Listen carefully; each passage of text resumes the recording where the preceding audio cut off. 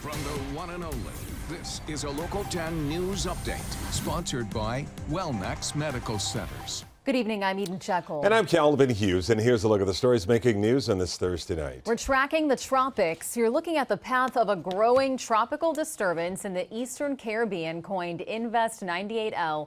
It's expected to strengthen into a tropical storm by next week and pose potential threat to Florida and the broader Gulf Coast. The National Hurricane Center is giving the system a high chance of development over the next day or two, but says it is not a direct threat to areas most recently impacted by Hurricane Fiona, like Puerto Rico and the Dominican Republic.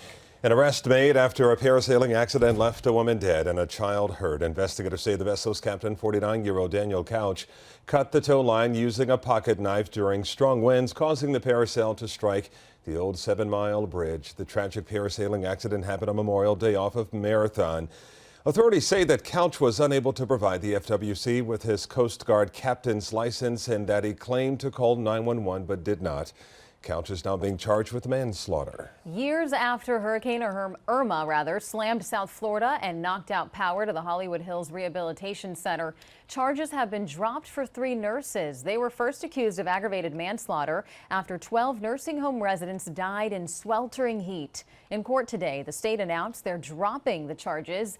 They have not said why, but the rehab center's administrator, Jorge Carballo, is still facing charges connected to the deaths. His trial is set for October 18th. Only on 10 today, tourists ambushed and robbed by thieves in broad daylight outside of a public supermarket in Surfside. On Tuesday, police say the robbers followed the victims visiting from Brazil all the way from Aventura Mall. The tourists say that they were approached by men in ski masks who smashed their car window and stole about $170,000 in jewelry. Police say that they believe the robbers are behind a string of similar Rolex robberies in South Florida. And remember, as breaking news happens, we have you covered on air and online. You can always go to our website, local10.com, for more information. See you back on Friday. Have a good night.